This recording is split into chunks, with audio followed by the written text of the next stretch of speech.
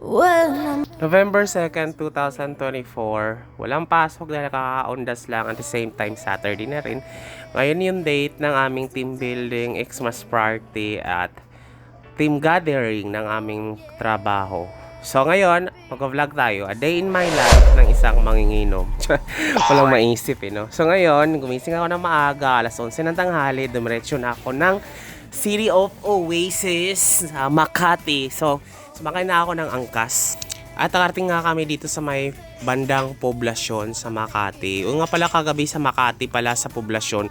Sobrang saya pala dapat dito dahil nga Halloween party. Ang daming mga ganap dito kagabi. Red light talaga ang level dito. Kaso nga lang, syempre may trabaho ako kagabi kaya hindi tayo makaka-attend. So ito na ngayon ang Makati Avenue. Didiretsuhin na namin yan. Sabi ko nga kay Kuya Driver, ride safe lang tayo dahil my God, hindi pa tayo nongga ng mga alak at saka makakain. So ride safe lang tayo. Mga 15 minutes drive lang siya from my place going to City of Oasis. Around 85 to 90 pesos ang pamasahe via angkas. Sobrang luwag ng mga daan ngayon dahil nga siguro hindi pa nauwi galing probinsya yung mga nagbabakasyon, di ba? Sabado pa eh. At nakarating na nga ako doon sa lugar ng pagpa-partyhan. Ito yung accommodation, o di ba? Bunk bed, sobrang dami. O, ang dami.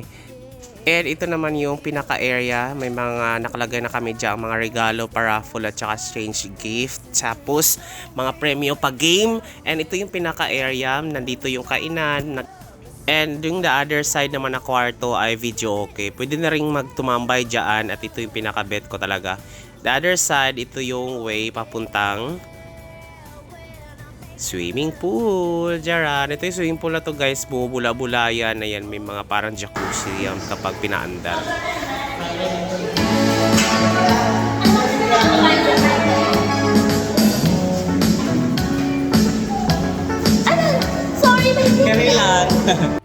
At ito na nga yung mga pagkain namin for the said event. Ayan, for team building Xmas Party 2024.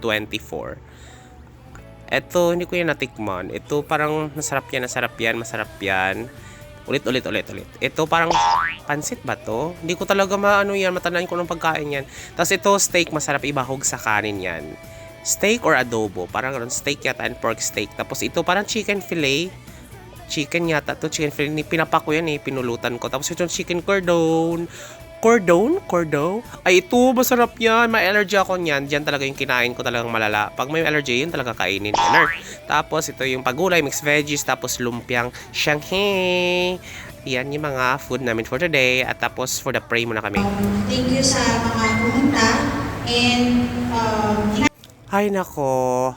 Akala ko talaga 2026, 2024 pala to. Sorry naman. At ito na nga, isang buffet ang aking kinuha. Sobrang halo-halo, ang dami.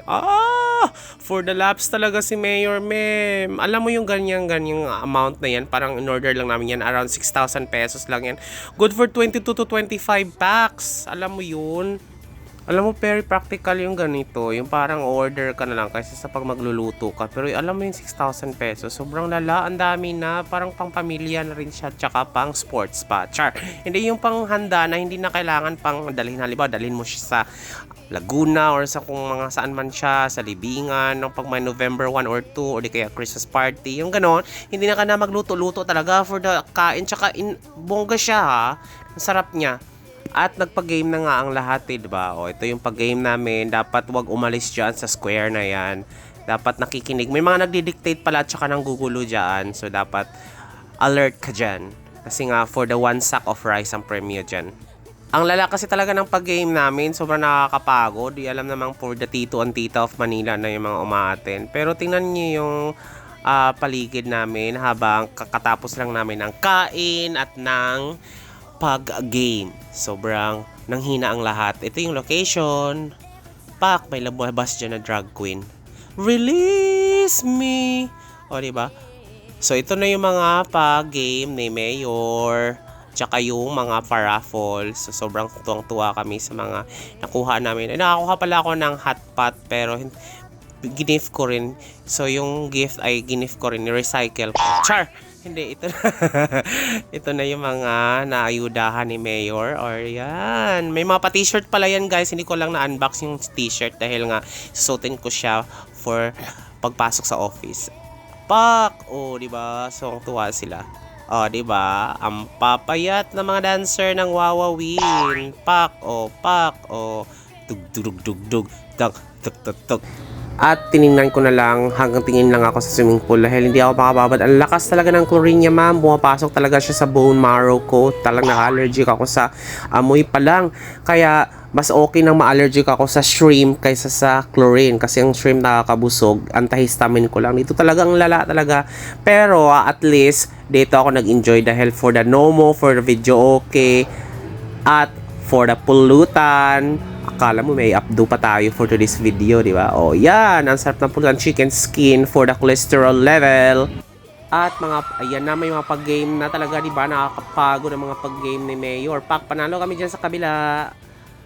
And that is my story. Thank you so much for watching, guys. I hope you enjoy my vlog. Until my next story. And that is my story. Release me. Release. Wala kasing background. Nakaka-copyright tayo eh. Ako na lang kakanta. Release my body. So strong. And I can use it. Can me run to reach. Ewan ko lang kung makapiright pa ako nito. Thank you so much, guys. That is it. Thank you sa Insta360 ni Rambo. At nakaknakaw tayo ng footage for this ikot-ikot. Ang ganda nito. Oh, pak! Oh.